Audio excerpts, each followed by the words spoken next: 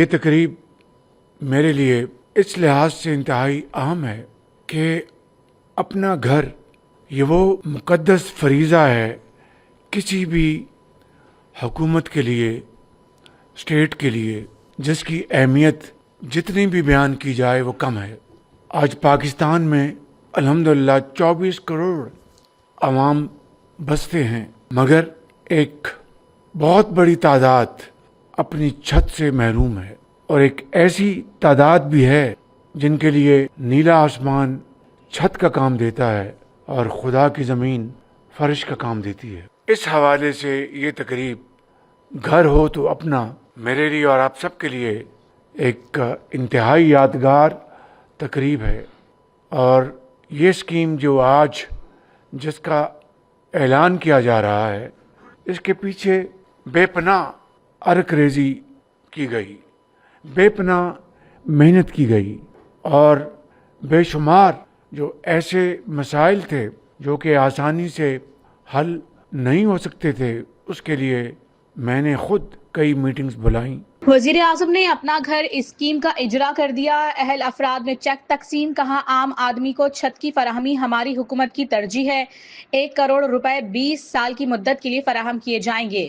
25 لاکھ، 50 لاکھ، 75 لاکھ روپے تک بھی قرض حاصل کیا جا سکے گا۔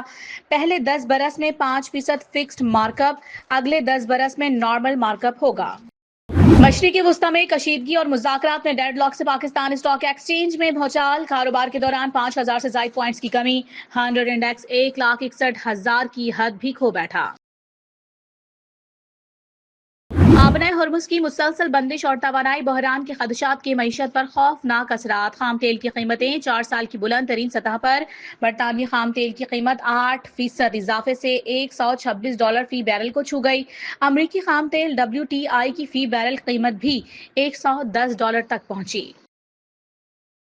ایران ہار مان لے اور جوہری ہتھیاروں سے دستبردار ہو جائے تو ہی ڈیل ہو سکتی ہے۔ امریکی صدر ڈونلڈ ٹرمپ نے امن کے لیے نئی شرط رکھ دی، ایران امریکہ کے درمیان مذاکرات اب فون پر ہونے کا دعویٰ بھی کر دیا۔ ایرانی بندرگاہوں کی ناکہ بندی دباؤ کے لیے مؤثر اقدام ہے۔ روسی صدر پیوٹن سے فون پر ایران اور یوکرین جنگ پر بات ہوئی ہے، روس کو پہلے اپنی جنگ بند کرنی ہوگی۔ امریکی ناکہ بندی سے خام تیل کی قیمت $120 فی بیرل تک پہنچ گئی۔ ٹرمپ امریکی وزیر خزانہ کے فضول مشوروں پر عمل کرتے رہے تو قیمت $140 تک چلی جائے گی۔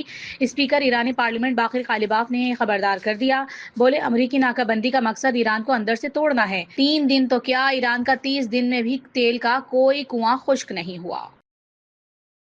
آبنۂ ہرمز کھلوانے کے لیے امریکہ نیا عالمی اتحاد بنانے کے لیے سرگرم، امریکی محکمہ خارجہ نے دنیا بھر میں امریکی سفارت خانوں کو پیغام بھیج دیا۔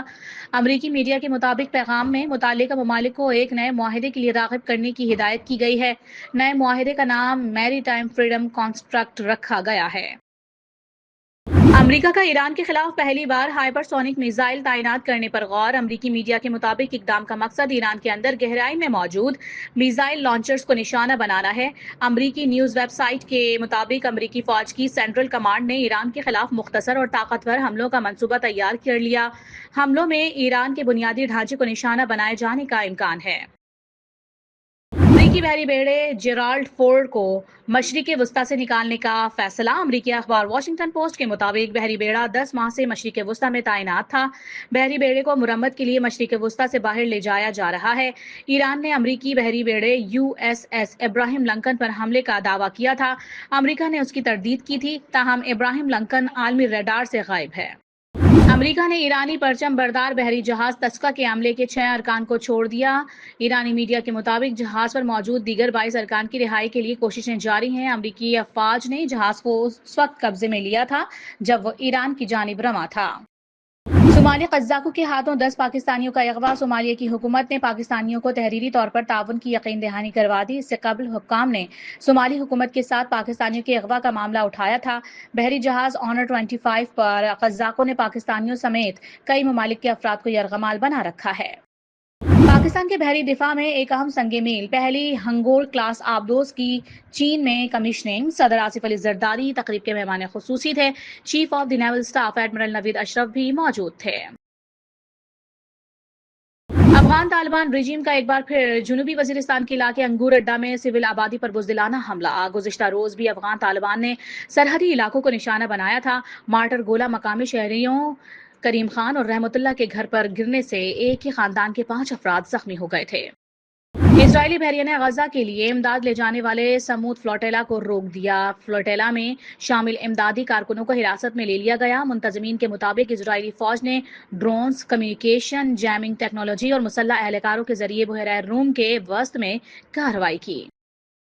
اور حیدرآباد کنگز مین فتح یاب. ملتان سلطانز PSL 11 سے باہر. ایلیمنیٹر 1 میں حیدرآباد کے ہاتھوں ملتان کو 8 وکٹوں سے شکست.